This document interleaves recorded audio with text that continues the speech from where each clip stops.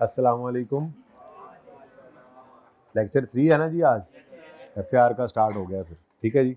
अच्छा जी, कल हम बात ये कर रहे थे कि एसेट एक ऐसे रिसोर्स को कहते हैं। नोट्स मंगवा दें जी, किस किस के पास नोट्स नहीं है? 8-10 कॉपीज भाई ये कल वाले नोट्स की मंगवा दें, यही चलने आगे कुछ दिन। इस वीक में कोशिश करते हैं किताब हो जाए फाइनल, नेक्स्ट वीक में फिर जी। नहीं है नोट्स, कैसी क्या करना है? बंद ना करवा दें इसको, 26 पे करा दें, इसको भी 26 पे करा दें। और भी कुछ कह लो, हूँ खामोश हो जाएं, आज ना पढ़ाएं। अच्छा जी, एसेट एक ऐसे रिसोर्स को कहते हैं जिससे फ्यूचर में हमें फायदा आना हो कई साल तक, ठीक है। तो जरा टेक्निकली डेफिनेशन को पढ़ा कि हम इसको प्रॉपर्टी प्लांट इक्विपमेंट के स्टैंडर्ड में पढ़ेंगे। एसेट्स को नॉन करंट एसेट्स जो होते हैं, ठीक है, जो टेंजिबल्स होते हैं। तो इसने कहा ये टेंजिबल आइटम्स हैं जो हमने होल्ड किए हुए हैं ताकि हम उनको यूज कर सकें production supply of good services के लिए, या यूज कर सकें एडमिन पर्पसेस के लिए, या यूज कर सकें उनको रेंटल टू अदर्स के लिए, ठीक है। भाई आवाज वगैरह सब को आ रही है सही? हाइब्रिड में ओके, सब सही है?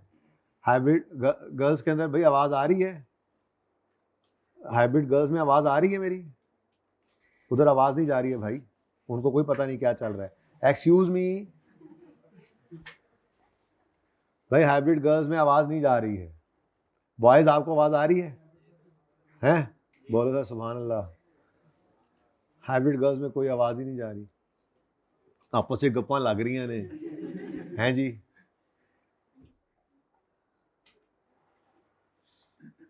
एक दो तीन हाँ जी भाईजान, ये रिकॉर्डिंग तो पॉज कर दें कम से कम जी। प्रॉपर्टी प्लांट इक्विपमेंट ऐसे टेंजिबल आइटम्स को कहते हैं जिनको आपने होल्ड किया हुआ है बिजनेस में फॉर प्रोडक्शन और सप्लाई ऑफ गुड सर्विसेज, या फॉर रेंटल टू अदर्स, या फॉर एडमिन पर्पसेस। और इनको जो आपने होल्ड किया हुआ है, इसको आप होल्ड करके इन यूजेस के अंदर 1 साल से ज़्यादा अरसे के लिए रखेंगे, तो ये आपके प्रॉपर्टी प्लांट इक्विपमेंट में क्लासिफाई करेंगे इस स्टैंडर्ड के तहत, ठीक है। इनको अलग रखना है इंटेंजिबल्स से। इंटेंजिबल्स ऐसे एसेट्स हैं जिनकी फिजिकल एग्जिस्टेंस नहीं होती। IS 38 के अंदर इनको पढ़ेंगे, इसलिए ज़्यादा तफसील इनकी नहीं, ठीक है जी। फिजिकल एग्जिस्टेंस नहीं होगी तो वो इनटांगिबल एसेट्स कहलाएंगे, ठीक है जी। तो इनको हम IS 38 के अंदर जाके देख लेंगे, ठीक है। उसके बाद inventory. Although inventory items usually have physical substance, they differ from PPE because they are held for resale in ordinary course of business. Inventories are accounted for using IS2. If an entity's main business is selling machines, हाँ ये तो बचपन की बातें हैं कि आप ये नहीं कह दो कि मशीन है तो बस वो नॉन करंट एसेट ही होता है, हमारा PPE होता है। अगर आपकी कंपनी ही बाहर के मुल्क से जनरेटर इंपोर्ट करके आगे यहाँ पर बेच रही है तो फिर जनरेटर्स आपके लिए PPE नहीं बन जाएगा, बल्कि वो आपकी इन्वेंट्री है, ठीक है। Those machines are inventory items and are not classified as PPE. However, plant and machinery used to produce machines for sale is PPE. यानी कि आप अगर मशीनें खुद बनाकर बेचते हैं तो जिस मशीन पे आप मशीनें बनाकर बेचते हैं वो मशीन तो आप यूज ही कर रहे हैं ना, तो आपका PPE ही होगा। खैर, the same goes for real estate business. अगर आपने एक सोसाइटी बना ली है तो वहां पर जो प्लॉट्स आपने बनाए हैं वो लैंड ही तो है। लेकिन कभी आप किसी सोसाइटी के दफ्तर में जाए ना और वहां पे जाकर कहें कि भाईजान आप मुझे बता दें कोई प्लॉट्स अवेलेबल हैं, तो वो कहते हैं रुकें जरा हम इन्वेंट्री चेक कर लें। रुकें जरा हम, मतलब लैंड उनके लिए क्या है? इन्वेंट्री है, ठीक है। Their corporate office are PPE but houses they sell are inventory. Depreciation क्या है जी? Systematic allocation of depreciable amount. Depreciable amount क्या होती है जी? मसलन, अच्छा ठीक है, सभी पता है इंशाल्लाह, इसलिए खामखा का टाइम तो ज़ाया नहीं करूंगा ना मैं आपको डेप्शन की डेफिनेशन सिखाने में, ठीक है। हाँ, हम अपने काम, ज़्यादा सारा काम हमने करना है, लेकिन जाहिर सी बात है 1-2 सवाल तो करके ही यहाँ से निकलेंगे जो आपके लेवल के होंगे इंट्रो वाले, फिर उसके बाद ही बिल्डिंग आगे, क्योंकि फॉर्मेट तो सेम करना ही होता है ना। एनीवेज, सिस्टमैटिक एलोकेशन का मतलब क्या है? मसलन आप कहते हैं जी 100 रुपये का एक एसेट खरीदा है, 10 साल हमने इसको यूज करना है, तो अगर बराबर बराबर फायदा आना है तो 10 पे डिवाइड करें, 10-10 रुपए की डेप्रिसिएशन हर साल एक्सपेंस में डालते जाए, सिस्टमेटिक एलोकेशन। ये नहीं कि एक साल 50 कर लें, एक साल 10 कर लें, एक साल नहीं, कोई सिस्टम होना चाहिए। Straight line method, reducing balance, दो तरह के मेथड्स हैं, ये इंशाल्लाह हम देख लेते हैं, ठीक है। लेकिन अगर कोई बंदा कहे 100 रुपए का एसेट तो खरीदा है, लेकिन इस एसेट ने एंड पे, मसलन ये एसी है, ये 100 रुपए का हमने खरीदा, और जब 5 साल हम इसको यूज करना चाहते हैं, 5 साल के एंड पे पहुंचेंगे तो ये 5वें साल के एंड पर 40 रुपए का बिक जाएगा। तो इसका मतलब पूरा 100 रुपया तो हमारा एक्सपेंस आउट होना ही नहीं है। 40 में क्या हो जाना है, अंदाजा है कि रिकवर हो जाना है एंड पे जाकर। तो फिर डेप्रीशिएट करने के लिए आपने 100 में से 40 को माइनस कर देना है, ये 60 कहलाता है आपकी डेप्रीशिएबल अमाउंट, ठीक है। तो डेप्रीशिएबल अमाउंट को आपने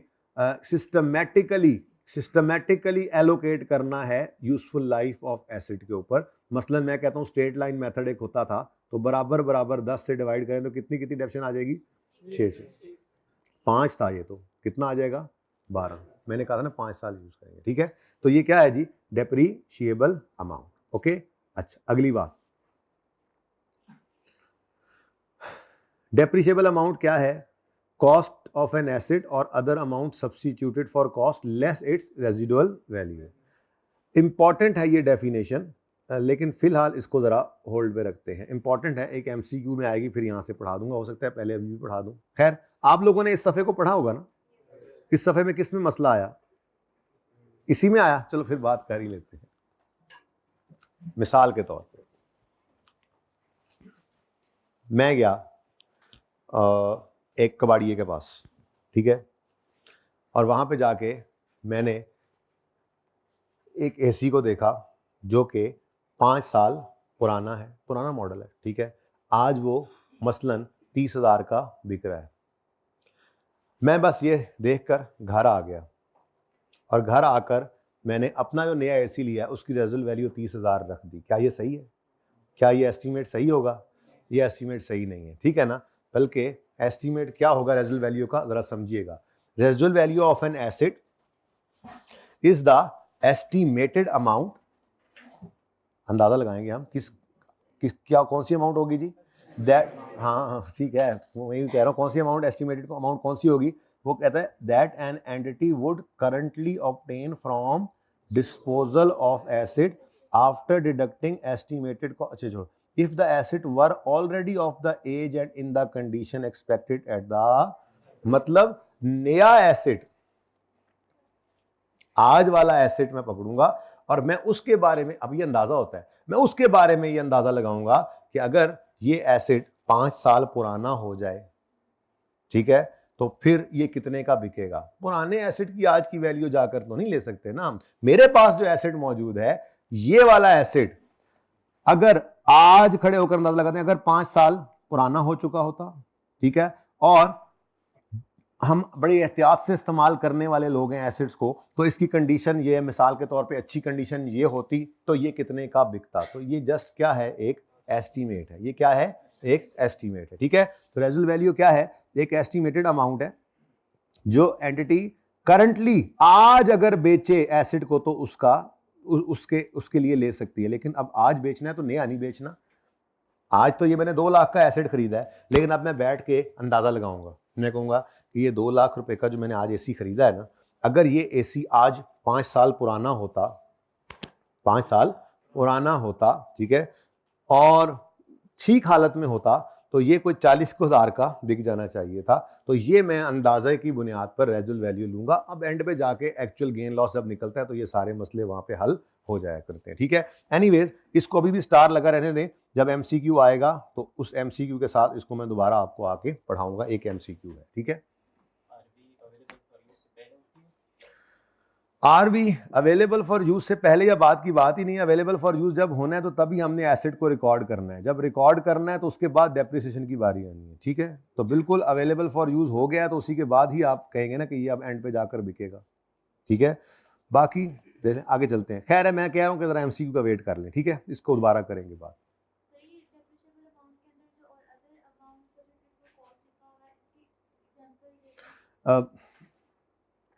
डेप्रिशिएबल अमाउंट कहता है जी कॉस्ट ऑफ एसिड। असल में ना डेप्रिशिएबल अमाउंट क्या है, cost of acid less residual value. अब ये मैंने छुपाकर आपको समझा दिया कि ये क्या चीज है डेप्रिशिएबल अमाउंट। अब अगली बात, ये बीच वाली लाइन क्या है, वो कहता है कि आपने कॉस्ट ऑफ एसिड की बजाय कोई और चीज ऐसी जो कॉस्ट की जगह सब्स्टिट्यूट की हुई है। अब मतलब कॉस्ट में कैश है या इन काइंड है, ठीक है, कोई और चीज जो एक्चुअल कॉस्ट की बजाय आपने उसकी जगह पे अज्यूम कर ली है, ठीक है, तो वो कॉस्ट को सब्स्टिट्यूट कर रही है, ठीक है। उसकी एग्जांपल यही है, जैसे मैंने आपको कहा कि कॉस्ट ऑफ एसिड मसलन 100 रुपए का एसिड है और आपने 100 रुपए का एसिड कैश पे करके नहीं दिया, बल्कि आपने एक्सचेंज में कोई एसिड दे दिया। वो एक्सचेंज ट्रांजैक्शन जब जाकर पढ़ेंगे तो ये भी समझ आ जाएगा, तो इसको ब्रैकेट में ही रखें, ठीक है। बहुत सारी चीजें हैं, चलते चलते हमने सीख रही है, बहुत बेसिक लेवल पे आपने I16 सीखा हुआ है ना, इसलिए इसको ब्रैकेट लगाकर मैंने आपको पढ़ाया। डेप्रिशिएबल अमाउंट क्या है, कॉस्ट लेस रेजिडुअल वैल्यू, ठीक है। अब जाके जाके जब सब्स्टिट्यूशन होगी तो देख लेंगे।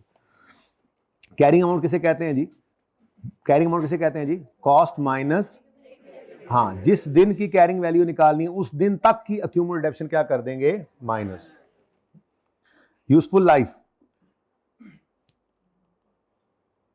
आपकी नियत पर डिपेंड करती है। ये नियत, इंटेंशन मसलन 1992 मॉडल गाड़ियां भी आपको सड़क पे अच्छी खासी भागती दौड़ती नजर आ रही हैं, ठीक है। तो 1990 में टोयोटा वालों ने गाड़ी बनाई और उनके ख्याल में ये गाड़ी अगले 50 साल तक चल सकती है। ये उनकी इकोनॉमिक लाइफ, ये क्या है, अब ये दो डिफरेंट चीजें हैं, ठीक है।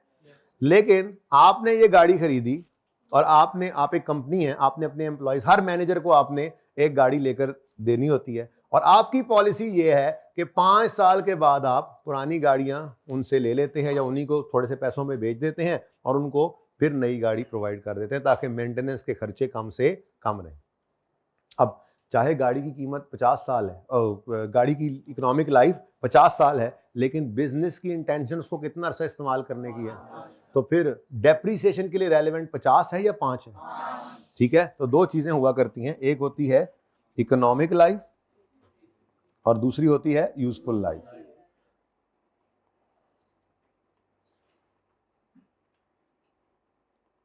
ठीक है जी, इकोनॉमिक लाइफ जो टोटल लाइफ है उसकी, एसिड की टोटल लाइफ है। लेकिन यूजफुल लाइफ आपकी इंटेंशन क्या है, इंटेंशन टू यूज, ठीक है। तो जितना सा आपने इसको यूज करने का सोचा हुआ है, यूजफुल लाइफ उसे कहते हैं। डेप्रीसिएशन के लिए रेलेवेंट कौन सी लाइफ होगी फिर, यूजफुल लाइफ। तो अगर मैंने अपने एम्प्लॉयज को एक मैनेजर को मैंने कार लेकर दी 10 लाख रुपए की, ठीक है, और उसकी लाइफ, इकोनॉमिक लाइफ 50 साल थी, लेकिन मैंने ये सोचा है कि मैंने 5 साल बाद इसको ये गाड़ी की चेंज कर देनी है और ये वाली पुरानी गाड़ी हो जाएगी, इसको बेच देंगे, तो फिर हमने डेप्रीसिएशन, बिजनेस एडेप्शन कितने अरसे के ऊपर इसको करनी है, 5 साल के। तो 10 डिवाइडेड बाय 5 और रेजिडुअल वैल्यू है तो माइनस कर लोगे, ठीक है। तो यूजफुल लाइफ किसे कहते हैं, जरा इनकी भी बात पढ़ लें। Useful life is the period over which asset is expected to be available for use by an entity. Entity को यूज के लिए कितने अरसे के लिए वो अवेलेबल होगा, तो 5 साल बाद तो हमने वैसे ही बदल देना है, इसलिए अब ये भी एक अंदाजा है, ये भी बदल सकता है आगे जाकर, चेंज इन एस्टीमेट भी आपको सिखाना है यहाँ पे। रेजिडुअल वैल्यू भी एक अंदाजा है, ये भी बदल सकता है। आप अच्छे से एसेट इस्तेमाल करें तो रेजिडुअल वैल्यू का अंदाजा बदल कर बढ़ भी सकता है, और अगर बुरे तरीके से इस्तेमाल करें 2 साल बाद नजर आ रहा है हाँ इसकी कोई हालत नहीं है, कम भी हो सकता है। तो ये एस्टीमेट्स हैं, दे मे चेंज, इसकी अकाउंटिंग सिखाऊंगा आपको, हमारे सिलेबस में है, ठीक है। बहरहाल useful life is the period over which asset is expected to be available for use by an entity. और अगर साल महीने इस तरह से लाइफ नहीं गिवन, बल्कि आपके एसेट की लाइफ गिवन है, मिसाल के तौर पे जितने वो यूनिट्स अपनी पूरी लाइफ में बना सकता है, या जितने वो आवर्स पूरी लाइफ में चल सकता है, या जितने वो मील पूरी लाइफ के अंदर दौड़ सकता है। आपके एसेट की लाइफ ऐसे भी तो गिवन हो सकती है, ठीक है। लाइफ ईयर्स में गिवन ना हो, लाइफ प्रोडक्शन यूनिट्स की शक्ल में गिवन हो सकते हैं, सर्विस आवर्स की बेस पर गिवन हो सकते हैं, माइल्स की बेस पर गिवन हो सकते हैं। तो फिर यूजफुल लाइफ क्या होगी, नंबर ऑफ प्रोडक्शन और similar units expected to be obtained from asset by an entity. हमने एक प्लांट लगाया जिस पर गाड़ियां बना बनाकर हमने बेचनी है छोटी छोटी। अब जो प्लांट बनाने वाला था उसने कहा है कि जी ये आपका ये एसिड जो है ये अपनी पूरी लाइफ में 10 लाख गाड़ियां ये वाली बना सकता है, छोटी छोटी इतनी इतनी गाड़ियां, ठीक है, जो खिलौने गाड़ियां 10 लाख गाड़ियां बना सकता है। तो अब आपकी मर्जी है, आप इसको जितना मर्जी चला लें, ठीक है। आप चाहें तो आप 10 साल में हर साल लाख लाख गाड़ियां बनाएं, आप चाहें तो 10 साल इस्तेमाल ही ना करें, बल्कि आप कहें यार ये तो पुरानी हो जाएगा, 5 साल में ही बस हमने इसको यूज कर लेना है, आप 2-2 लाख करके गाड़ियां बनाएं। अब वो गाड़ियों के ऊपर है कि आप उसको कितना बना देते हैं, पर यूनिट आप डेप्शन निकालेंगे, ये आउटपुट मेथड होता है, पढ़ेंगे इंशाल्लाह, ठीक है। तो यूजफुल लाइफ आपकी ईयर्स में भी गिवन हो सकती है, आपकी प्रोडक्शन या सिमिलर यूनिट्स के अंदर भी। सिमिलर का मतलब क्या है, माइल्स, आवर्स, जैसे मैंने आपको बताया, ठीक है।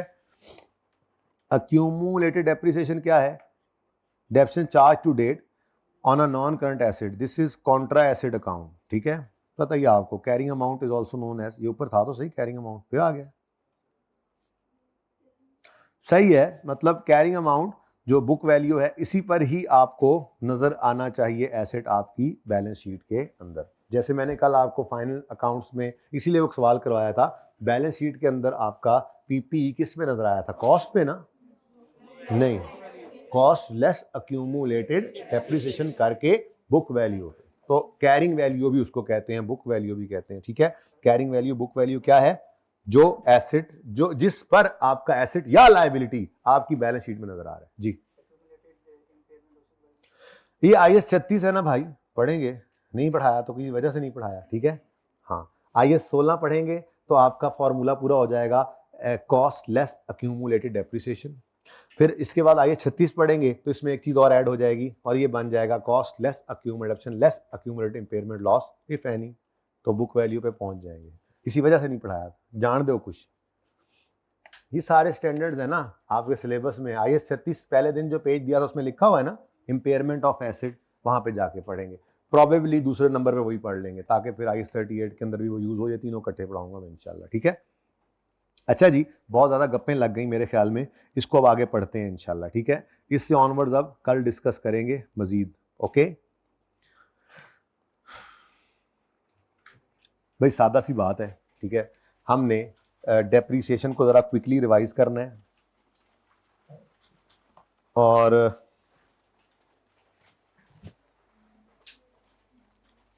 क्या ख्याल है सिर्फ स्ट्रेट लाइन से करते जाएं सारा कुछ, डिस्पोजल तक भी कर दें और फिर रिड्यूसिंग बैलेंस पे आए, या साथ साथ लेके चलना चाहेंगे साथ साथ चले, खैर देखते हैं, फिलहाल स्ट्रेट लाइन पे कर लो, ठीक है।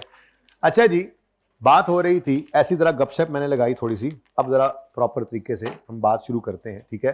बात हो रही थी एसिड की, एसिड की डेफिनेशन आपको मैंने पढ़ाई, ठीक है। अब एसिड जो है ये एक खर्चा है, एक कॉस्ट है। गर्मी हो गई भाई कमरे में, अब कर दो वापस यार 16 पे, क्या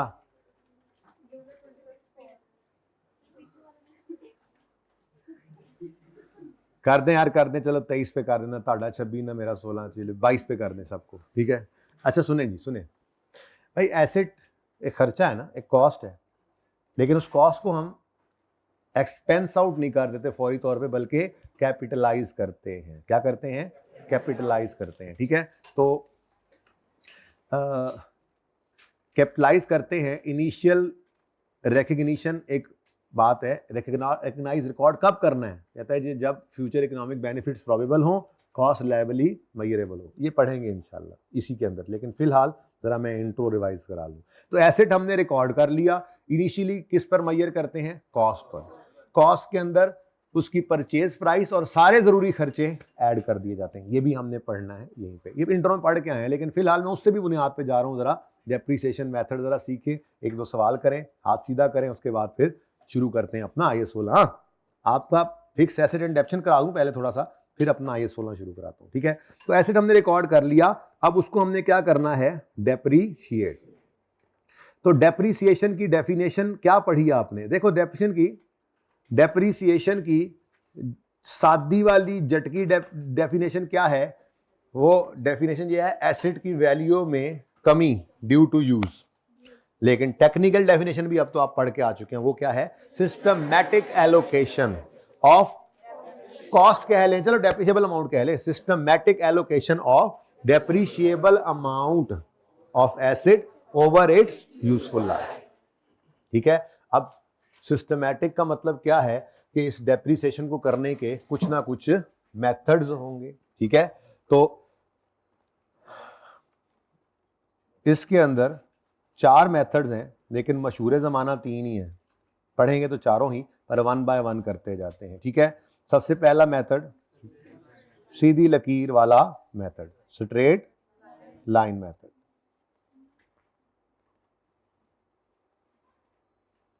ठीक है जी। अच्छा, देखें, चलो मैं जरा नाम लिख देता हूं, कोई मसला नहीं है, नाम लिखने में क्या है। ठीक है, दूसरा है जी रिड्यूसिंग बैलेंस मेथड, इसको डिमिनिशिंग बैलेंस मेथड भी कहते हैं। ठीक है जी, इसको WDV कह रहे हैं, वो मेथड भी कहते हैं। ठीक है, तीसरा है जी आउटपुट मेथड, बड़ा मशहूर, ये भी बड़ा इंपॉर्टेंट, ये भी आ जाया करता है। आउटपुट मेथड, आउटपुट मेथड में आपको लाइफ गिवन होती है यूनिट्स की फॉर्म में, आवर्स की फॉर्म में, जैसे भी बता रहे थे, माइल्स की फॉर्म में। ठीक है, और चौथा और सबसे ना यूज होने, बल्कि मैंने तो कभी यूज होते देखा ही नहीं प्रैक्टिकली, वो है sum of years digit method, sum of years digits method. अब ये बस है, चूंकि MCQ वगैरह में ना आ जाए तो करा दूंगा, किताब के अंदर तो है, प्रैक्टिकली कभी इसको देखा नहीं मैंने। अब ये सारे मेथड्स आप पढ़ के आए हुए हैं। ठीक है, मकसद सिर्फ ये है, एक तो रिवाइज हो जाए, दूसरा हमारी तरतीब एक बन जाए, वर्किंग किस तरह से हम किया करेंगे, और तो कुछ नहीं। इंट्रो नहीं पढ़ा, टेंशन ना लें, बोर नहीं होना। अब ये आपको पता नहीं लगना कि FAR 1 कहाँ पे चल रही है, पर वो चल रही होगी बीच बीच में। ठीक है ना, इसलिए बस यूं समझे कि हर लेक्चर बहुत अहम है। ठीक है, जरा ऐसा थोड़ा सा चेंज ये कर दिया कि पहले दिन में हमने ज़रा फाइनल अकाउंट का एक सवाल कर लिया, अब उसके बाद ये है कि हमारे सामने P&L बैलेंस शीट का नक्शा बन चुका है। तो अब जब यहाँ पे मैं सवाल कराऊंगा IAS 16 का फिक्स एसेट का, तो P&L में क्या जाना है, बैलेंस शीट में क्या जाना है, ये समझाऊंगा, तो P&L बैलेंस शीट की थोड़ी समझ होगी, एक्सट्रैक्ट्स में आप जरा इजी रहेंगे। ठीक है, अच्छा, अब मेरा सवाल आपसे ये है कि क्या कोई पाबंदी है कि फलां एसेट पर फलां मेथड लगना है और फलां पर फलां लगना है स्टैंडर्ड की तरफ से? कोई पाबंदी नहीं है। आपने डेप्रिशिएट करना है, सिस्टमैटिकली करना है बस। वो सिस्टमैटिकली का मतलब कोई ना कोई मेथड इनमें से यूज करना है, तो आप एसेट पर इनमें से कोई भी मेथड लगा सकते हैं।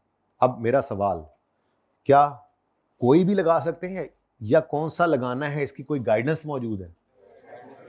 माशाल्लाह, पढ़ के आए हैं बच्चे इस दफा, है गाइडेंस मौजूद है। क्या गाइडेंस मौजूद है जी? Pattern of benefit, very good. Pattern of standard सिर्फ ये कहता है, कोई बात नहीं, अगर किसी ने नहीं पढ़ा हो तो उनको तो पढ़ा रहा हूं, जिन्होंने पढ़ा हो उनको तो रिवाइज करा रहा हूं। स्टैंडर्ड ये कहता है कि आपने ये देखना है कि आपको इस एसेट से जो बेनिफिट आना है उसका पैटर्न कैसा है। मसलन एक बिल्डिंग है, तो बिल्डिंग की नेचर ऐसी होती है कि वो आपको अपनी पूरी लाइफ में बराबर फायदा देती है, एटलीस्ट देने के लिए तैयार होती है। आप उससे वो बराबर फायदा ले रहे हैं नहीं ले रहे तो आपकी कमजोरी है। एसेट आपको हर साल बराबर फायदा देने के लिए तैयार है। मिसाल के तौर पे अगर ये बिल्डिंग के अंदर 10 रूम्स मौजूद हैं, तो ये 10 रूम्स अगले 10 साल मौजूद हैं, तो 10 रूम्स अगले 10 साल तक कॉलेज वाले यूज कर सकते हैं। बिल्डिंग ने तो मना नहीं करना, ठीक है ना। हाँ, अगर कभी 10 में से 6 यूज हो रहे हैं, 8 यूज हो रहे हैं, तो ये कॉलेज वालों का मसला है, बिल्डिंग का तो कोई कसूर नहीं है ना। या करंट हालत की बात कर रहा हूं, या 4 कमरे और बन जाएं तो फिर तो कैपेसिटी ही बढ़ जाएगी ना, तो ये बात नहीं कर रहा मैं, करंट हालत के अंदर बात कर रहा हूं कि बिल्डिंग की नेचर कुछ ऐसी है कि ये हर साल हमें बराबर फायदा देने के लिए तैयार है। ठीक है, तो स्टैंडर्ड कहता है फिर ऐसा एसेट जिससे आपको हर साल फायदा बराबर आने की उम्मीद है, तो उसके ऊपर डेप्रिसिएशन मेथड ऐसा लगाओ जिससे हर साल डेप्रिसिएशन एक्सपेंस भी बराबर बराबर है। बात समझ आई? तो उसके लिए फिर रेलेवेंट कौन सा मेथड लगता है? स्ट्रेट लाइन मेथड की खसूसियत यह है कि हर साल डेप्रिसिएशन एक्सपेंस जो है वो बराबर आता है, सेम आता है। ठीक है, अच्छा, मसलन आपका कोई प्लांट मशीनरी आपने इंस्टॉल किया है। अब प्लांट मशीनरी जो होता है, मशीनरी जो होती है, इसकी नेचर ऐसी है कि ये जैसे जैसे पुरानी होती जाती है, इसकी एफिशिएंसी कम होती जाती है, वियर एंड टियर बढ़ती जाती है। ठीक है, क्वालिटी ऑफ आउटपुट आउटपुट की क्वांटिटी, ठीक है, ये सारी चीजें आहिस्ता आहिस्ता with the passage of time कम होती जाती हैं। तो प्लांट एंड मशीनरी एक ऐसा एसेट है, जरूरी नहीं है ऐसा हो, तो सवाल हमें गाइड करेगा। तो मैं सिर्फ थोड़ी सी बात कर रहा हूं कि मेथड लगाने के लिए स्टैंडर्ड की थोड़ी सी गाइडेंस है। जब मसलन प्लांट एंड मशीनरी है, तो प्लांट एंड मशीनरी से जो फायदा आपको आता है वो ऐसा है कि हर आने वाले साल में वो फायदा कम होता चला जाता है, क्योंकि उसकी एफिशिएंसी, उसकी आउटपुट, उसकी क्वालिटी ऑफ आउटपुट जो है ये with the passage of time, wear and tear की वजह से कम होने लग जाती है।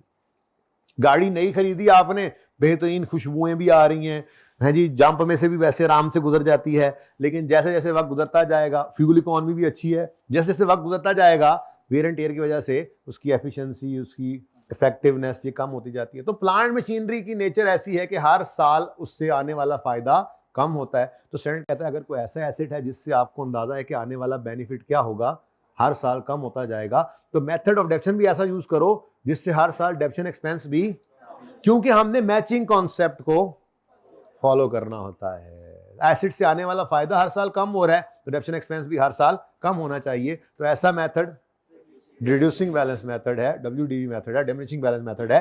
इसकी वर्किंग हम ऐसे करते हैं, वो वर्किंग देख लेंगे। इसमें हर साल डेप्शन एक्सपेंस क्या होता जाता है, कम।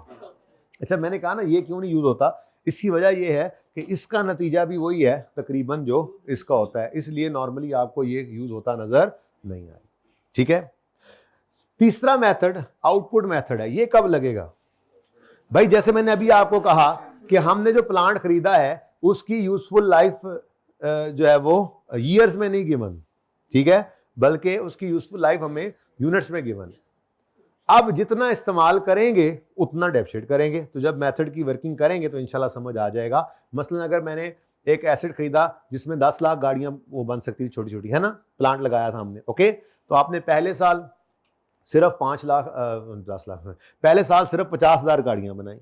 अभी आपकी गाड़ियां इतनी मशहूर नहीं ना हुई थी, हैं। अब अगले साल थोड़ी मशहूरी हो गई तो आपने अगले साल 2 लाख गाड़ियां बना दी, फिर उससे अगले साल 3 लाख गाड़ियां बना दी, उससे अगले साल बढ़ जाना है कम, उससे अगले साल और नई नई गाड़ियां भी आने लगी मार्केट में, तो आपकी गाड़ियों की डिमांड मार्केट में थोड़ी कम हो गई, तो आपने फिर चौथे साल में जाके जो है वो फिर 1 लाख गाड़ी बना दी, 5वें में जाके और कम कर लिया आपने 30,000। अब ना तो स्ट्रेट लाइन मेथड लग सकता है ना रिड्यूसिंग बैलेंस, तो फिर कौन सा लगा लेंगे? तो बहरहाल ये सारे मेथड्स को हमने देखना ही है वन बाय वन। तो सबसे पहले हम बात कर लेते हैं किसकी जी? Straight line method. ठीक है। तो स्ट्रेट लाइन मेथड में हमने डेप्रीसिएशन एक्सपेंस जब निकालना है, ठीक है, तो डेप्रिसिएशन एक्सपेंस पर ईयर निकालना होगा, तो उसका फॉर्मूला क्या है? Cost minus residual value over useful life. ठीक है जी, ओके ओके। अच्छा, दूसरा तरीका भी है, cost minus residual value into rate भी कर सकते हैं। अगर रेट निकालते हुए आपने रेजिडुअल वैल्यू को इग्नोर किया स्ट्रेट लाइन में, तो फिर डेप्रिशिएबल अमाउंट पर ही रेट लगेगा। ये पढ़ा हुआ है आपने इंट्रो में, छोड़ो मिट्टी पाओ कोई गल नहीं, देख लेते हैं, ठीक है। फिलहाल छोड़ो, डेप्रिसिएशन स्ट्रेट लाइन मेथड से जरा निकाल कर देख लें। एक सवाल में, Atif has purchased a vehicle, it's cost on यकम जनवरी 8 was 50,000 and life is 4 years. Depreciation 4 साल की निकालो यूजिंग सीधी लकीर वाला मेथड, ईयर एंड इज 31 दिसंबर। हाँ जी। अब वैसे तो सिर्फ क्या मांगा गया है? डेप्रिसिएशन एक्सपेंस, लेकिन मेरा दिल है हम वर्किंग इस फॉर्मेट पे कर लें जरा, कि हम बुक वैल्यू भी साथ साथ निकाल लिया करें। ये वाली वर्किंग हम इंशाल्लाह यूज करेंगे आगे आने वाले सारे पेपर के सारे टॉपिक्स के अंदर, इसी तरह से वर्किंग किया करेंगे। तो एक फॉर्मेट में बना रहा हूं। ये फॉर्मेट स्ट्रेट लाइन या रिड्यूसिंग बैलेंस या सम ऑफ ईयर या आउटपुट मेथड का नहीं है। ये फॉर्मेट में बना रहा हूं एसेट की कैरिंग वैल्यू शो करने के लिए। बात समझिएगा, ठीक है। तो asset carrying value, book value, ठीक है। तो क्वेश्चन नंबर कौन सा है जी? 1। मांगा तो हमसे डेप्रिसिएशन एक्सपेंस गया है, लेकिन मैं आपको डेप्रिसिएशन एक्सपेंस के साथ साथ, इस सवाल की रिक्वायरमेंट तो सिर्फ डेप्रिसिएशन एक्सपेंस निकालना था, लेकिन मैं आपको जरा साथ साथ कैरिंग अमाउंट भी निकलवाता चला जाऊंगा, ठीक है। तो किस दिन एसेट खरीदा हमने? यकम जनवरी 2008, 1 जनवरी 2008। मैंने यहाँ पर डेट लिखी, उसके बाद मैं एक डिस्क्रिप्शन लिख रहा हूं यहाँ पर। ये वर्किंग आपकी बुनियादी वर्किंग है, इसी ने रीवैल्यूएशन में यूज होना है, इसी ने आगे जहां जहां पर मुश्किल चीजें आनी है ये वर्किंग चल रही होगी, तो पहले दिन ही इस पे डाल देता हूं ना आपको, ठीक है, ओके। अच्छा, डिस्क्रिप्शन में अब क्या चीज इस रकम जनवरी पे आप लिखोगे जी? सबसे पहले कॉस्ट। अच्छा, अब देखो मैं ना थोड़ी calculation, journal entry, ledger, debit, credit थोड़ा समझा लूं, उसके बाद तफसीलन बातें करेंगे। ये कॉस्ट में क्या चीज, इनिशियल मेजरमेंट किस पे होगी, इनिशियल रिकॉग्निशन किसे कहते हैं, इनिशियल रिकॉग्निशन के रूल्स क्या है, इनिशियल मेजरमेंट किस पे होगी, अच्छा कॉस्ट पे होगी तो कॉस्ट में क्या क्या आना है, फिर वो सारे उसकी प्रैक्टिस भी करेंगे, सवाल भी मौजूद है, पर ये स्टेप बाय स्टेप होने वाले काम है, जल्दी नहीं करनी है आपने, सुकून से चलते हैं बस, ठीक है। कॉस्ट एसेट की, एसेट का नाम है कोई? व्हीकल। तो व्हीकल ये हमारा एसेट है, ठीक है।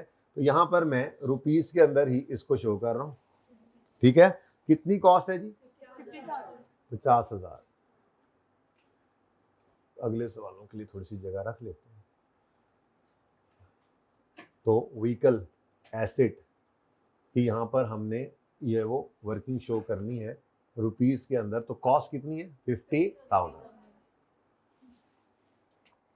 पहली बात वो कहता है जी इसकी लाइफ कितनी है? 4 साल, ठीक है। और स्ट्रेट लाइन मेथड को यूज करते हुए आपने डेप्रिशिएट कर देना है इसको।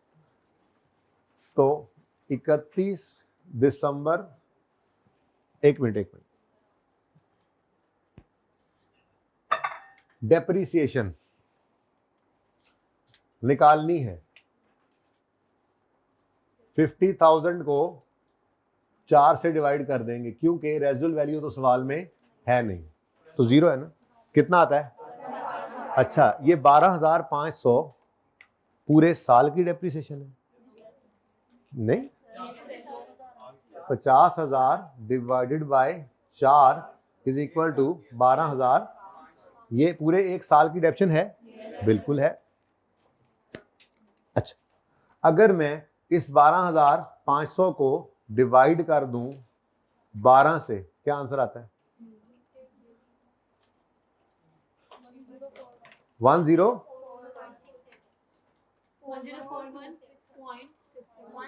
कुछ भी है, मैं कुछ भी कर लो, माफी दे दो मुझे। ये क्या है? ये एक महीने। ये क्या है? ये क्या है?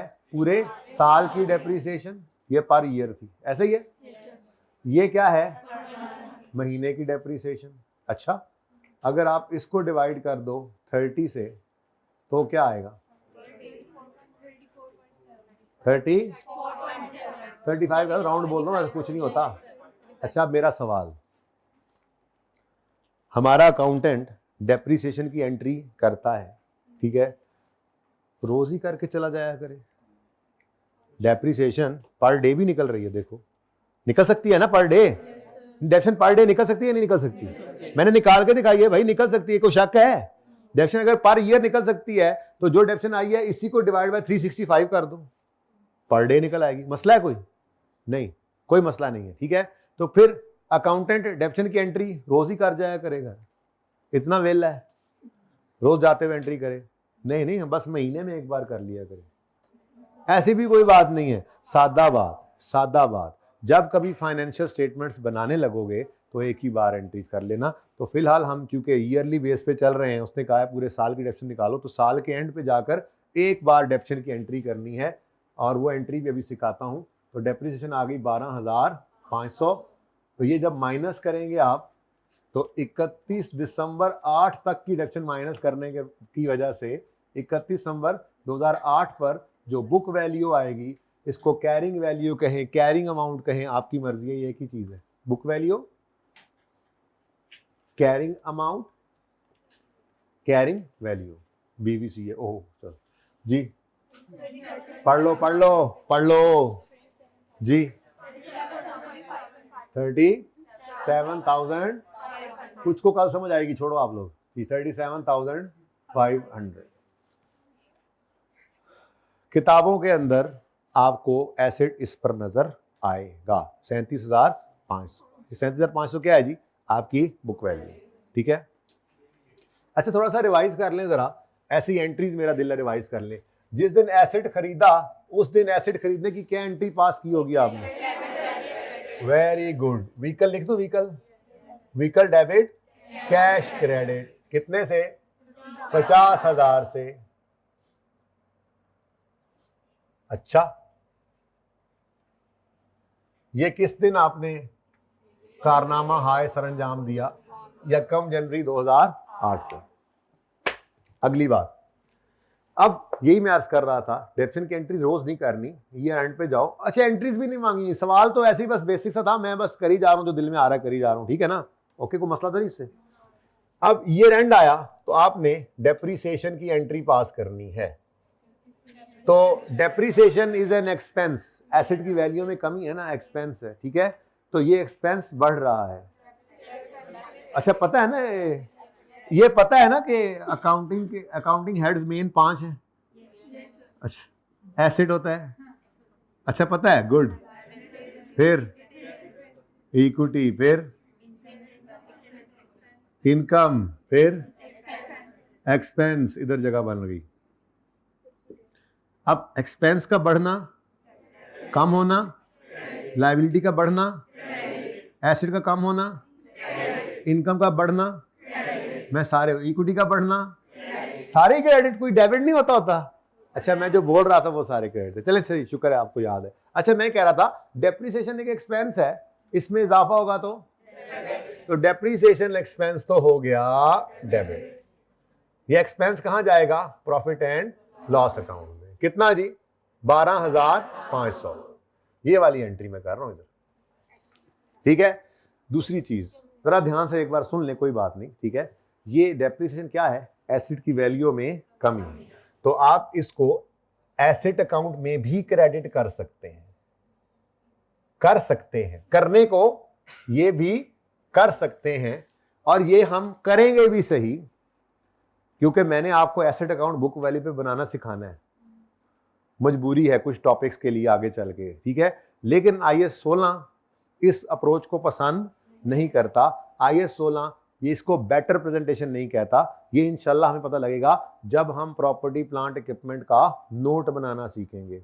IAS 16 ने डिस्क्लोजर रिक्वायरमेंट के अंदर लिखा हुआ है कि प्रॉपर्टी प्लांट इक्विपमेंट को शो करें, कैसे? उसकी ग्रॉस कैरिंग अमाउंट यानी कॉस्ट, और उसकी एक्यूमुलेटेड एप्शन, दोनों अलग अलग, ओपनिंग डेट पर भी, क्लोजिंग डेट पर भी, और उनके मूवमेंट भी ड्यूरिंग द ईयर। ये सारा कुछ नोट में सीखना है हमने। इसका मतलब ये हो तो सकता है, लेकिन IAS 16 इसको बेटर प्रेजेंटेशन नहीं कहता। हमें जो करना है वो क्या करना है? हमने एसेट की कॉस्ट को अलग रखना है और एसेट के अंदर होने वाली कमी को अलग अकाउंट में इकट्ठा करना है। उस अकाउंट का नाम हम कुछ भी रख सकते थे। अब आपके साथी कराम ने बचपन में आपको रखवा दिया अक्यूमुलेटेड, हम बशीर रख लेते, शकील रख लेते, हम रख सकते थे, लेकिन क्योंकि आपके साथी ने अब रखवा दिया इसका नाम अक्यूमुलेटेड डेप्रीसिएशन, तो वही रख लेते हैं। अच्छा है, ठीक है? तो एसेट के अंदर होने वाली कमी को किसी अलग अकाउंट में रखना है, एसेट के अकाउंट में क्रेडिट नहीं करना। उस अलग अकाउंट का नाम आपने क्या सीखा हुआ है? तो बेटर प्रेजेंटेशन क्यों है ये इंशाल्लाह पता लग जाएगा आपको जब हम नोट पे जाएंगे, और मैं आपको स्टैंडर्ड के डिस्क्लोजर्स पढ़ाऊंगा।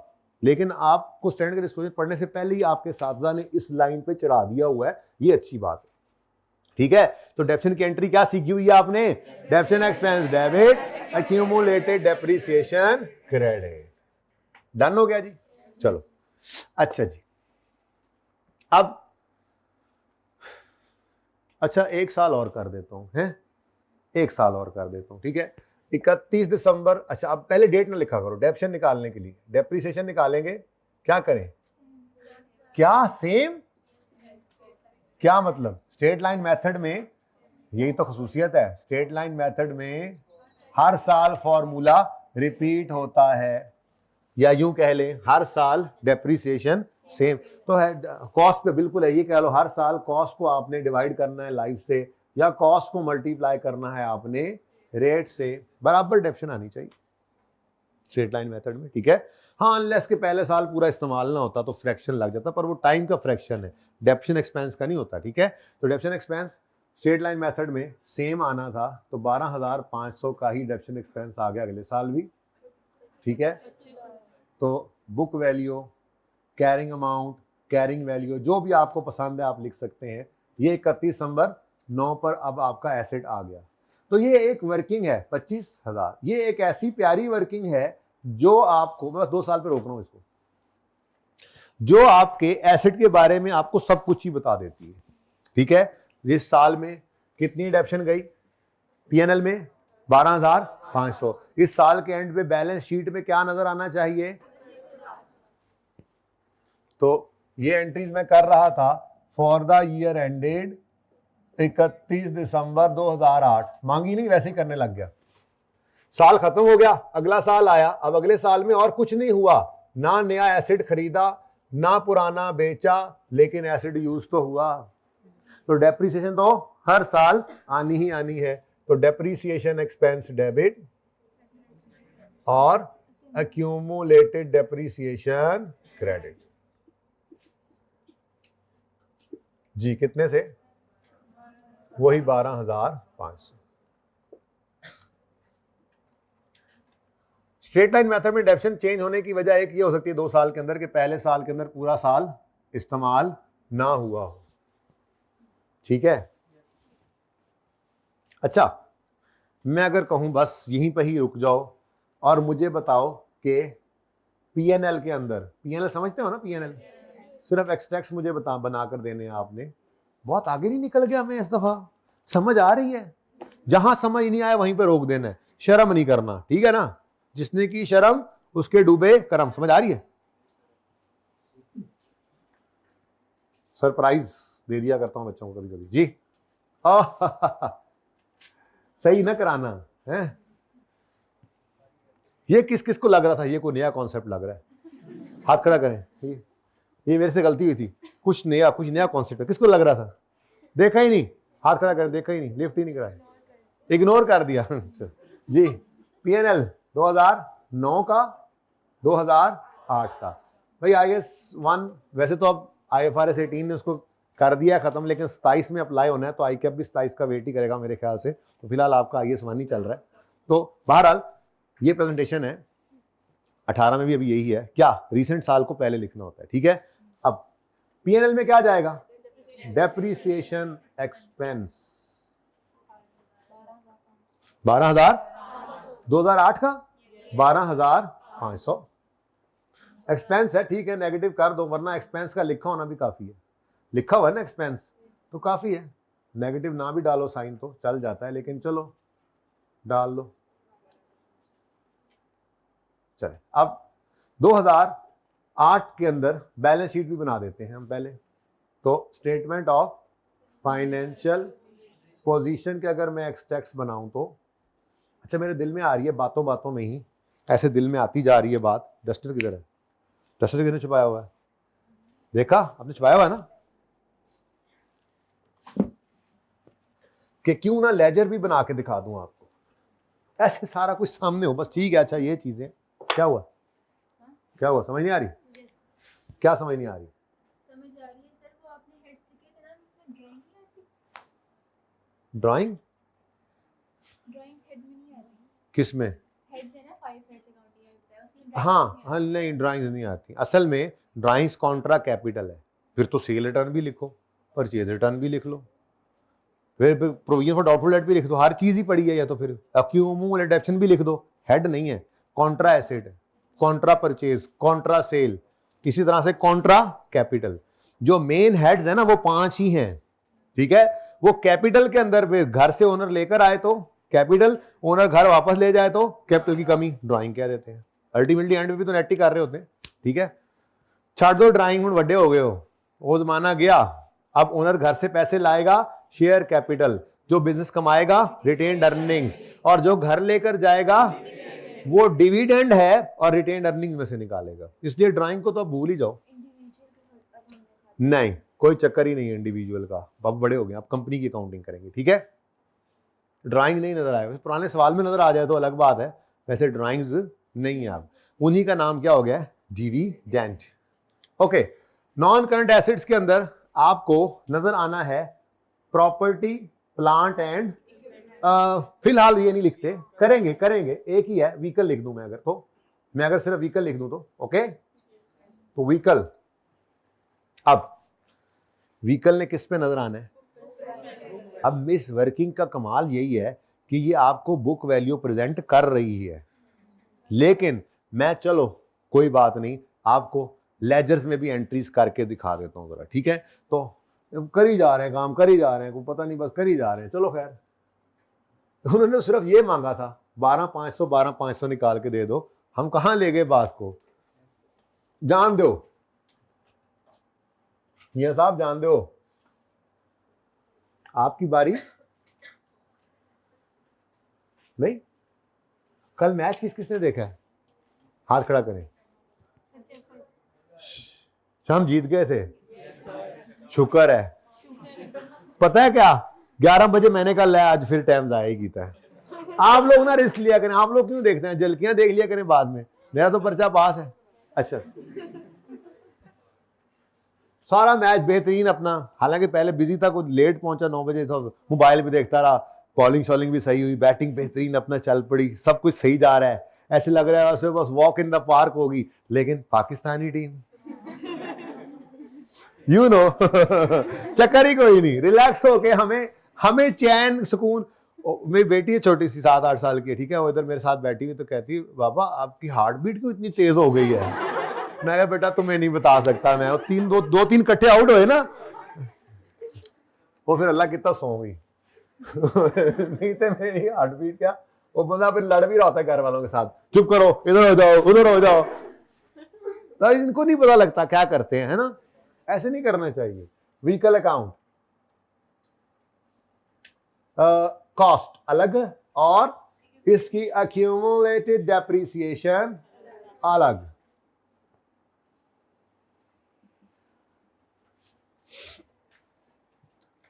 अब जी 1 जनवरी 2008 को हमने एसेट खरीदा, क्या एंट्री किया है दिखा के आ रहा हूं अभी, एसेट डेबिट। अच्छा यहां लिखते हैं रुपीज, लिखते हैं सारा कुछ, मुझे पता है आपको भी पता है, ठीक है। हाँ, लेजर नहीं बनवाता, लेकिन लेजर बगैर कोई काम भी नहीं है ना, ठीक है। जर्नल एंट्रीज करवा लेता है या आगे नोट्स वगैरह बनवा लेता है इस टॉपिक में, लेकिन लेजर हम तो बनाएंगे, बार बार बनाएंगे, बनाते रहेंगे, यही तो बुनियाद होती है। बहरहाल लेजर के अंदर कोई ऐसे जो सुर्खी पाउडर लगा है नजर ना आए तो ला लेना आप, ठीक है। 1 जनवरी 2008 एसेट डेबिट, एसेट डेबिट 50,000 से और कैश क्रेडिट। अब वो जो कैश होता है ना, कैश का लेजर बस दिमाग में बन रहा होता है हमारे, क्योंकि इसकी डिटेल ही नहीं है हमारे पास।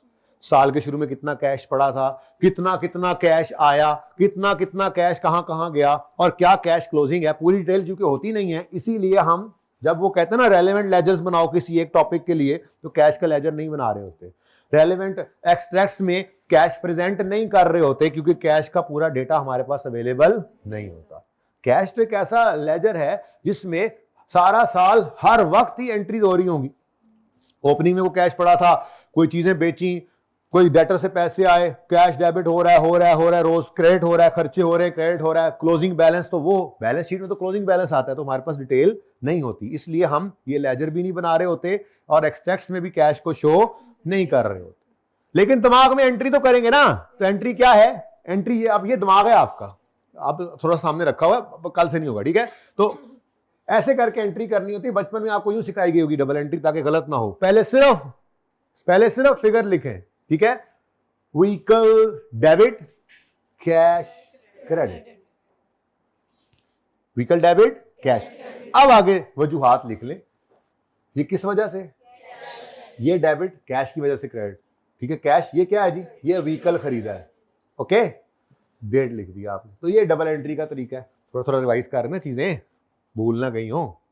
एसेट डेबिट, कैश क्रेडिट, भाई ये मजबूत हैं चीजें, तो आगे आसानी से चलेंगे ना। नई चीजें सीखनी है ना, मार्कर ब्लैक निकालना भाई से 1-2। अच्छा जी, पहली एंट्री हो गई, vehicle debit cash credit, done. Next क्या हुआ, ईयर एंड पे डेप्रिसिएशन एंट्री बोलो, depreciation expense debit, accumulated depreciation. अच्छा, अब डेप्रिसिएशन एक्सपेंस का लेजर तो बनता है, लेकिन जब तक मुंह से कह ना दे हम ये भी नहीं बनाएंगे, उसकी वजह ये है, इसका इम्पैक्ट यहीं पर ही ले लेते हैं हम, ठीक है। अब ये डबल एंट्री मैं करा रहा हूं, इजाजत है?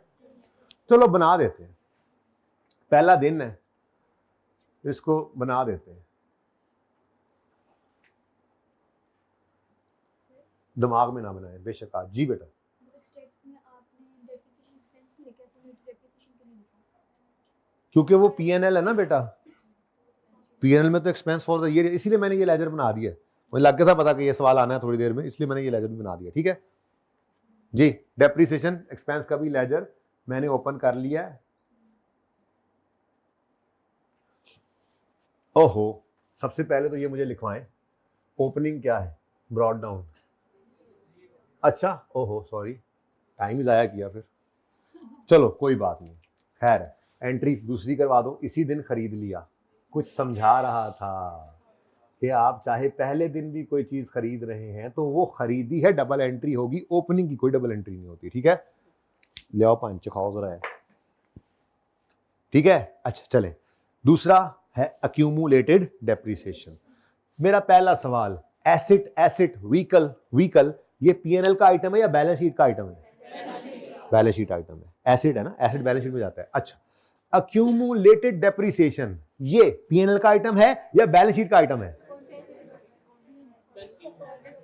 मेरा सवाल क्या है? कॉन्ट्रा है, कॉन्ट्रा है, ये नहीं बताया। मेरा सवाल है पीएनएल का आइटम है, बैलेंस शीट का आइटम है? पीएनएल वाले हाथ खड़ा करें, हैं दो चार गलत। देखो बेटा, पीएनएल आइटम नहीं है, अक्यूमुलेटेड डेप्रिसिएशन अभी अभी पढ़ा था हमने इत्तेफाक से, हालांकि वहां पे मैंने पहले कोई पढ़ाया नहीं है, वैसे बताता हूं पहले। ये आपका कॉन्ट्रा एसेट है। दरअसल एसेट के अंदर होने वाली कमी को हमने इस अकाउंट में इकट्ठा करना था, एसेट को हिट करने की बजाय। तो दरअसल ये एसेट अकाउंट की ही हिट है जो एक अलग अकाउंट के अंदर हमने इकट्ठी करके रखी हुई होती है। तो अक्यूमुलेटेड डेप्रिसिएशन भी बैलेंस शीट आइटम है, नेचर इसकी क्रेडिट है क्योंकि ये कॉन्ट्रा एसेट है, लायबिलिटी नहीं है, लेकिन कॉन्ट्रा एसेट होने की वजह से ये क्या है, क्रेडिट नेचर का। अब बैलेंस शीट आइटम कोई भी हो तो जाहिर सी बात है उसका ओपनिंग बैलेंस तो होता ही है। तो अगर इसका ओपनिंग बैलेंस होगा तो किस तरफ होगा? डेबिट साइड में ना, क्रेडिट नेचर का लेजर है। ये बातें आपको लग रही है यार ये क्यों कर रहा है, वो होगी वजह, अच्छा है जरा एक दो दिन थोड़ा रवा हो लोगे आप लोग, ठीक है जी। ब्रॉड डाउन कितने? हाँ वो अलग बात है कि पहला साल था, अभी इस एसेट को आए हुए तो कोई डेप्शन इकट्ठी पड़ी हुई नहीं। अब डबल एंट्री, अच्छा सॉरी, इसका भी ओपनिंग। अब एक्सपेंस की नेचर क्या होती है? डेबिट। तो इसका अगर ओपनिंग होगा तो किस तरफ होगा? है मेरे हाथ में देख लो बनने हुए, कोई इनकम एक्सपेंसेस को ओपनिंग नहीं होता। वो पीएनएल का आइटम है, पीएनएल का आइटम फॉर द ईयर बनते हैं, इनकम एक्सपेंस बनेगा, पीएनएल के अंदर वो बैलेंस जाएगा, वो अकाउंट क्लोज हो जाएगा, वहां से प्रॉफिट या लॉस निकलेगा, वो वहां से उठेगा। बचपन में कैपिटल में जाता था, बड़े हो गए रिटेन्ड अर्निंग में चला जाएगा, और प्रॉफिट एंड लॉस अकाउंट भी सारा खाली हो जाएगा। अगले साल फिर नया, फिर पीएनएल के आइटम्स अगले साल। फॉर द ईयर क्यों लिखते हो? For the year ended. Incomes expenses का ओपनिंग बैलेंस नहीं होता, ये हर साल प्रॉफिट या लॉस निकलता है, ठीक है। वो निकल कर रिजल्टेंट कहां चला जाता है? बैलेंस शीट के अंदर। पहले बचपन में कैपिटल में ऐड हो जाया करता था, अब रिटेन्ड अर्निंग, ठीक है। तो इसका कोई ओपनिंग नहीं होगा, ये मैंने इसलिए लिखा, मैंने कहा जरा बता दूं है। अब डबल एंट्री कराओ, डबल एंट्री कराओ। डेप्रीसिएशन एक्सपेंस डेबिट 12,000 और अक्यूमुलेटेड डेप्रीसिएशन क्रेडिट, ठीक है। अच्छा अब यहां पे क्या लिखोगे? 31 दिसंबर 2008। यहां पे क्या लिखोगे? वो दूसरी वजह ही लिखनी होती है ना, 31 दिसंबर 2008। साल एंड हुआ चाहता है। मुअज़्ज़िज़ ख़वातीन व हज़रात तवज्जो फरमाएं, 31 दिसंबर 2008 पर आपका व्हीकल अकाउंट लैंड कर चुका है किस बैलेंस पर? हाँ वो बैलेंस बता दो ना, 50,000। अच्छा अब मुझे पता है नीचे आप ऐसे करके टोटल करके लिखते थे, लिखिएगा बेशक, अगर कभी लेजर पर्चे में मांग ले, मेरी बातों पे गौर किया करो, अगर लेजर पर्चे में मांग ले तो बिल्कुल ऐसे ही करना जैसे आपने लेजर बनाना बचपन में सीखा था। वर्किंग कर रहे हो ना तो कोई नहीं, खींच के रखो, ऐसे ही, टाइम नहीं जाया करना। ले जी क्लोजिंग बैलेंस, ठीक है। 31 दिसंबर 2008 क्लोजिंग बैलेंस 12,500, 12,000 ते 500,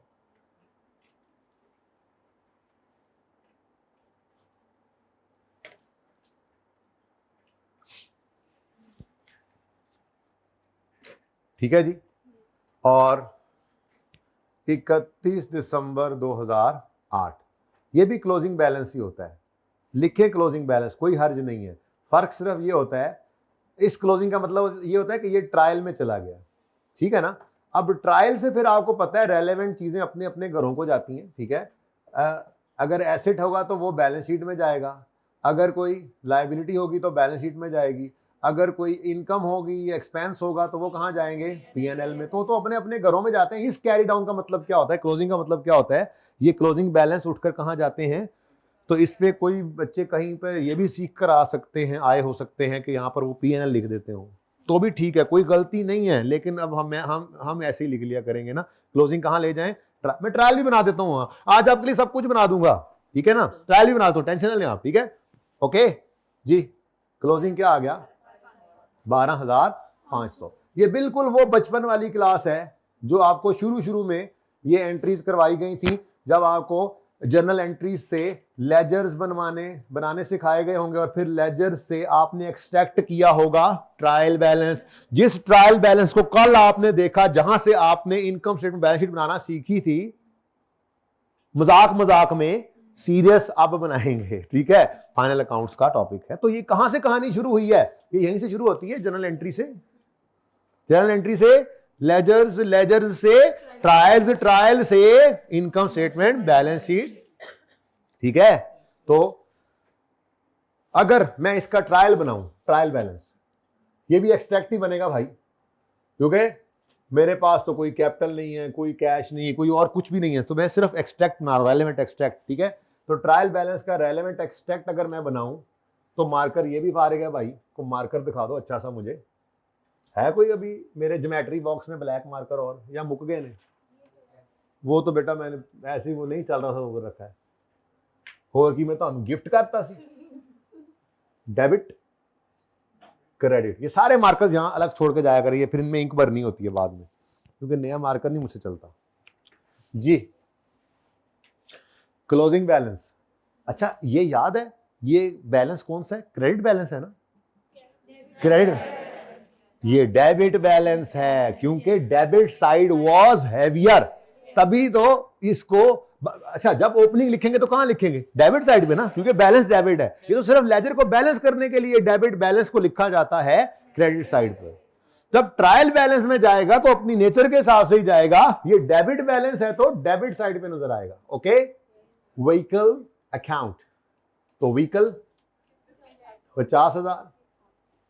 अक्यूमुलेटेड का बैलेंस कौन सा है जी, क्रेडिट, क्रेडिट बैलेंस है, लिखा डेबिट साइड पे क्यों हुआ है, लेजर को बैलेंस किया है ना हमने इसलिए, और डेबिट साइड कम थी तो उसको बराबर करने के लिए उधर लिख दिया, तो क्रेडिट बैलेंस है। तो अक्यूमुलेटेड डेप्रिसिएशन किसकी जी, व्हीकल की।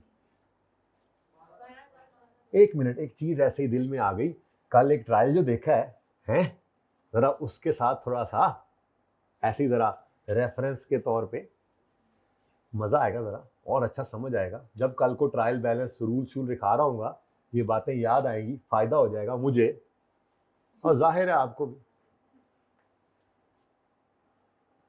ये देखो जी, व्हीकल यहाँ क्या था, 50,000, व्हीकल 12,000। अब इसके साथ में ओपनिंग लिखूं या क्लोजिंग, ओपनिंग लिखूं या क्लोजिंग, इसके साथ और किसके साथ, ओपनिंग लिखूं या क्लोजिंग, बेटा ओपनिंग तो 0 था, ये क्या है, क्लोजिंग। अब ये क्लोजिंग है, ये कैसे पता चला आपको, ये ऐसे पता चला कि जर्नल एंट्री हो चुकी थी और डेप्शन एक्सपेंस का बैलेंस भी 12,500 आपको नजर आ रहा है, डेप्रीसिएशन एक्सपेंस। तो ये मैं आपको कल कहना चाह रहा था कि अगर डेप्शन एक्सपेंस की डबल एंट्री हो चुकी हो तो आपका अक्यूमुलेशन का बैलेंस क्या होता है? ट्रायल में पड़ा हुआ क्लोजिंग। लेकिन हमारे कल वाले सवाल में डेबिट साइड पे ये एक्सपेंस नजर क्यों नहीं आया था? उसकी वजह मैंने आपको ये बताई थी कि उसने ना सारे एक्सपेंसेस को इकट्ठा कर दिया हुआ था। डिस्ट्रीब्यूशन एक्सपेंसेस सारे इकट्ठे, एडमिन एक्सपेंसेस सारे इकट्ठे। अब सैलरीज, रेंट, इंश्योरेंस, लटरम ते पटरम वो कहाँ गए? सारे इकट्ठे हुए पड़े थे ना। तो फिर प्रोबेबली डेप्शन भी इकट्ठी हुई पड़ी थी, क्योंकि उसने क्लियरली लिख दिया था अक्यूमुलेटेड डेप्शन क्या है? क्लोजिंग। ट्रायल में पड़ी हुई, क्योंकि डेप्शन एक्सपेंस की एंट्री हो चुकी है। चले खैर छोड़े, बात कहां से कहां निकल गई। ट्रायल बैलेंस ना करने बैठ जाना, एक्सट्रैक्ट है, मतलब ही यही है। एक्सट्रैक्ट थोड़ी बैलेंस होगा, पूरा ट्रायल बैलेंस हुआ करता है। ठीक है, क्या क्लोजिंग का जो भी आपने बताया, ये कल क्लास ली थी? मैं नहीं बताऊंगा। अच्छा जी, मैं असल में भाई कह रहे हैं पार्ट 2 शुरू करें, फिर देखते हैं। पार्ट 2 शुरू कर लें।